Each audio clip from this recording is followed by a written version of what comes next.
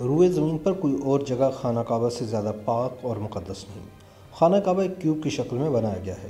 آج ہم خانہ کعبہ کے متعلق چند ایسے حقائق پیش کریں گے جن سے بہت سے لوگ واقف نہیں۔ خانہ کعبہ دراصل کئی مرتبہ تعمیر ہو چکا ہے، جس طرح آج ہمیں نظر آتا ہے شروع میں ایسا نہیں تھا۔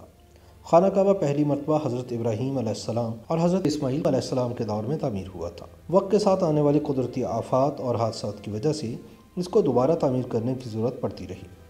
خانہ کعبہ کا ایک بڑا حصہ نبی کریم صلی اللہ علیہ وآلہ وسلم کی بعثت سے قبل ہی تعمیر ہو چکا تھا۔ یہ وہ زمانہ تھا جب نبی کریم صلی اللہ علیہ وآلہ وسلم نے ایک بڑی خون ریزی کو اپنی دور اندیشی سے روکا تھا۔ آپ صلی اللہ علیہ وآلہ وسلم نے ایک بڑے کپڑے میں حجر اسود کو رکھ کر ہر قبیلے کے سردار سے اٹھوایا۔ خانہ کعبہ کی آخری تعمیراتی آرائش سن 1996 میں ہوئی، جس کے دوران بہت سارے پتھروں کو ہٹا دیا گیا تھا اور بنیاد کو مضبوط کر کے نئی چھت ڈال دی گئی۔ بہت سے لوگ اس حقیقت سے بھی لا علم ہوں گے کہ خانہ کعبہ میں ایک کی بجائے 2 دروازے ہوا کرتے تھے۔ ایک سے اندر داخل ہوا جاتا تھا تو دوسرا باہر نکلنے کے لیے تھا۔ خانہ کعبہ میں کھڑکی بھی ہوتی تھی جو کہ آج خانہ کعبہ میں موجود نہیں۔ ہمیں خانہ کعبہ کو ہمیشہ کالے رنگ کی قصبہ اور سونے کے دھاگوں میں دیکھنے کی ایسی عادت ہو چکی ہے کہ ہم اس کو کسی اور رنگ میں دیکھنا تصور بھی نہیں کر سکتے۔ لیکن اس سے قبل خانہ کعبہ کو مختلف رنگ کے غلافوں سے ڈھکا جاتا رہا ہے۔ ان میں ہرا، لال اور سفید رنگ شامل ہیں۔ نبی کریم صلی اللہ علیہ وآلہ وسلم نے خانہ کعبہ کی چابیاں فتح مکہ کے وقت بنی شیبہ خاندان کے عثمان بن طلحہ کے سپرد کی تھی۔ فتح مکہ سے لے کر اب تک وہی خاندان مسلسل خانہ کعبہ کی چابیوں کا رکھوالا ہے۔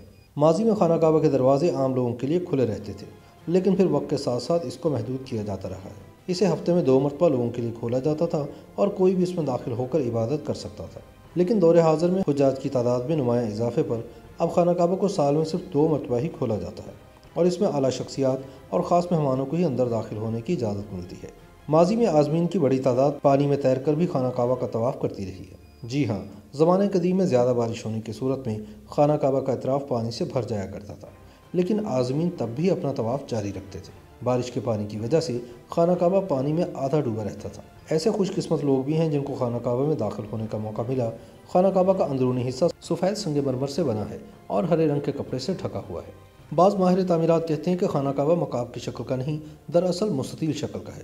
اصل زاویے کے مطابق اس کا آدھا حصہ گول ہے، جس کو حجر اسماعیل کہا جاتا ہے۔ نبی کریم صلی اللہ علیہ وآلہ وسلم کی بعثت سے قبل خانہ کعبہ کی دوبارہ تعمیر ہوئی تھی۔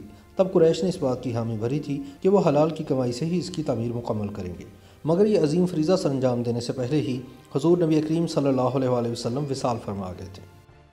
YouTube پر گوگلی نیوز دیکھنے کے لیے youtube.com کی سرچ بار میں googly news T V type کریں۔ گوگلی نیوز کے پیج پر سرخ رنگ کے سبسکرپشن والے بٹن پر کلک کرنا نہ بھولیے۔ YouTube پیج پر اپلوڈ ہونے والی ویڈیوز سے باخبر رہنے کے لیے بیل آئیکن پر کلک کیجیے۔ آپ کو ہر نئی ویڈیو کے بارے میں نوٹیفیکیشن موصول ہو جائے گا۔